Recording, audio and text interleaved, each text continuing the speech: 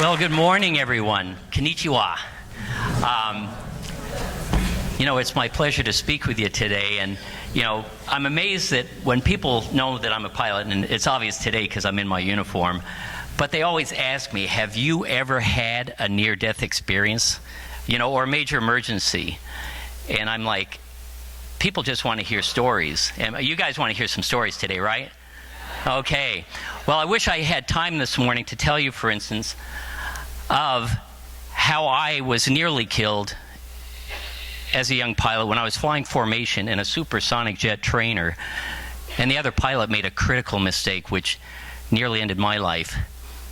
But I don't have time for that today. Instead, maybe I could tell you the story about how my crew handled one of the most catastrophic aircraft emergencies in the Air Force's history, when 24 adult geese struck our aircraft upon takeoff when we were only about 50 feet off the ground. But as incredible as those two stories are, I have something even more incredible to tell you. And it's the story of something that happened to my life 25 years ago and changed my life forever. And I'm hoping changes each of your lives today as well. Now, how many of you have ever been poor, where you've had the type of poverty where you wondered where your next meal might come from, or where you were maybe living in the streets homeless for a while? Well, unfortunately, during my 40-plus years of flying internationally around the world, I far too often witnessed that type of deep-seated poverty that would steal hope from the human soul. And it seemed no matter where you'd go in the world, that poverty would be physically right alongside wealth and affluence. And one such city where this occurred is Rio de Janeiro, Brazil, where the beauty of the topography and the richness of the ruling class stands in stark contrast to very overcrowded, crime-ridden slums nearby. And many people in these slums in Brazil, they call them favelas, live in nothing more than shacks with plywood sides, tin roofs, dirt floors, even open sewage and human waste flowing in the streets nearby. And they're clinging on to their last bit of human dignity. And it's out of these favelas, these slums, that come the street children by the tens of thousands. I mean, in Brazil alone, and there's street children all over the world, but in Brazil alone, they estimate there are a couple million street children scattered throughout their cities. And yes, many of them do come to the streets temporarily, but many come to the streets permanently to escape physical or sexual abuse, or with the hope that maybe things are going to be just a little bit better on the streets than they are at home. Well, in the summer of 1993, to the horror of the international community, several street children were killed one night, bullets to their heads, while they lay sleeping by the steps of a local church. And dozens of other kids were laying there wounded. And you ask why? Because off-duty policemen had been hired by local shopkeepers to have these street rats, as they call them, killed because they were annoying or scaring away potential customers. Well, by the time this occurred, I had been flying to Brazil for a couple of years. And my heart was always saddened as I would see the kids, and just overwhelming how many there were. And I was thinking, this is such an incredibly huge problem with no apparent solution. And I mean, what could I do? I was only one person, and this problem was way beyond me. But a few months later, and that was the kids. A few months later, I heard about a special school in Brazil run by an organization called Hope Unlimited for Children. And their name was so apropos because their purpose is to bring unlimited hope to these once hopeless street kids. And the story of their founding was nothing short of incredible. And I wish I had time to tell you that story as well, because it's a phenomenal story.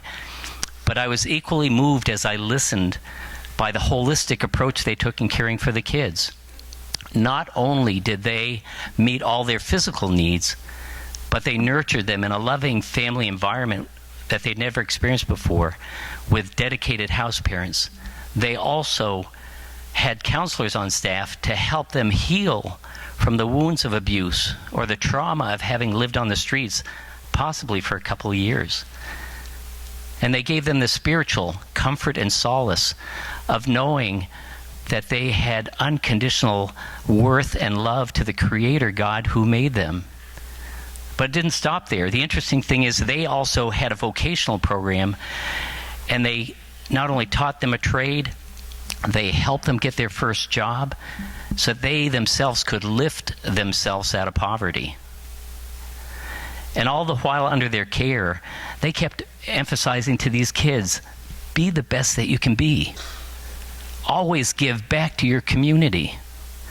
Always share in the riches of your blessings. And these graduates are doing exactly that. Matter of fact, as they start their own families, both these are just lovely people, and I love them. I've known them since they were 12, and now they're in their 30s. But as they start their families, they're pouring their lives back into the school and into the future generations. And they are also have started 2 churches on the edges of nearby favelas where they can serve the local community. Well, as you can tell, my involvement went way beyond my first visit. And my life has changed ever since. Now, my motivation has always been to try to follow the 2 great commandments that Jesus Christ spoke of.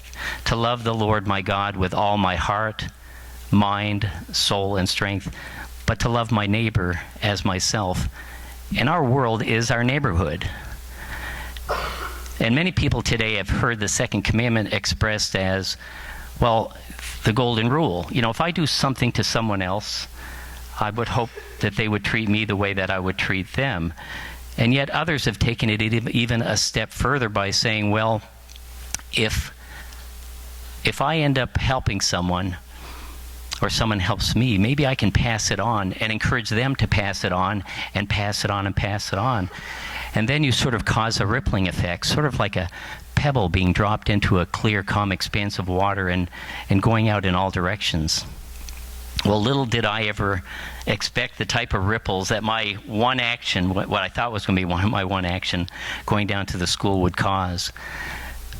For God allowed the ripples to go far beyond. First of all, my employer, United Airlines, allowed me over the course of several years to literally bring down a couple tons of donations and supplies. Every trip I was just bringing boxes and boxes and boxes. And they had people at both ends helping me. And it was just amazing. And fortunately, too, over the course of more than a decade, I had the privilege of bringing down a couple hundred people on work teams to the school. And of course, I was hoping they would fall in love with the children and the staff as I had. But it was more important than that. I challenged each person that came on any of my teams to think about and pray about, what are you going to do when you get back to the States? Well, my most favorite ripple of all dealt with my 6-year-old son, Kevin. Unbeknownst to me, as part of an in-class project, he wrote a letter to President Bill Clinton asking him to please help the street children in Brazil. Well, his teacher was so moved by his letter, she came up to me and said, "Mark, what is this? Can you come and speak to my Rotary International Club?" I said, "Sure."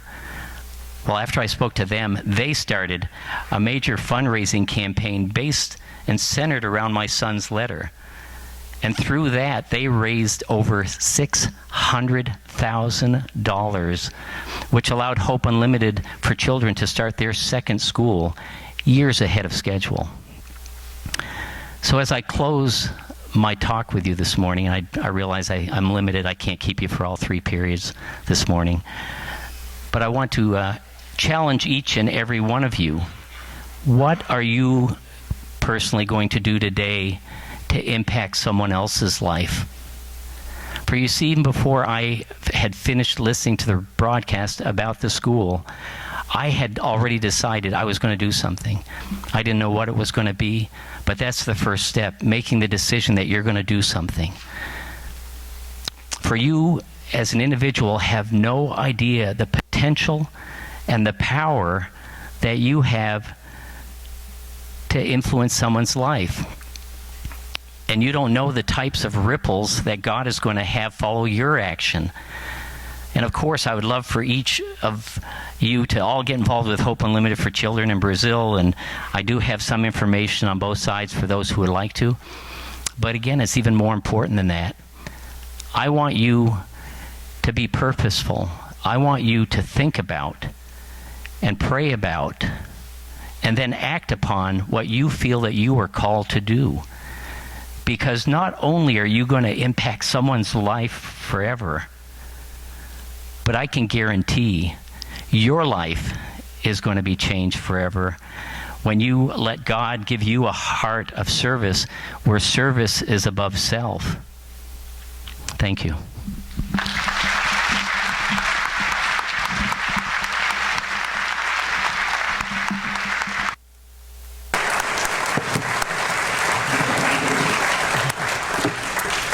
Thank you, Mark.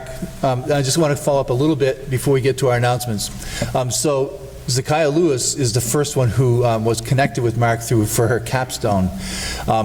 But Mark, before we came on stage, he said, I really hope they take that message to heart, the power of one person who's actually following the heart and doing what they feel they're called to do to impact. Now, I just think about the number of people, not just the children, not just the teachers, not just the community in Rio, but all of the volunteers that have come down through this time. And think about the power of that one 6-year-old boy who saw his dad doing something that he found inspiring and said, I want to call attention to this. I want to get more people behind that. So you don't have to be the leader. It doesn't have to be your idea. But you can be the first follower. You can be the one who gets behind a good idea and change people's lives.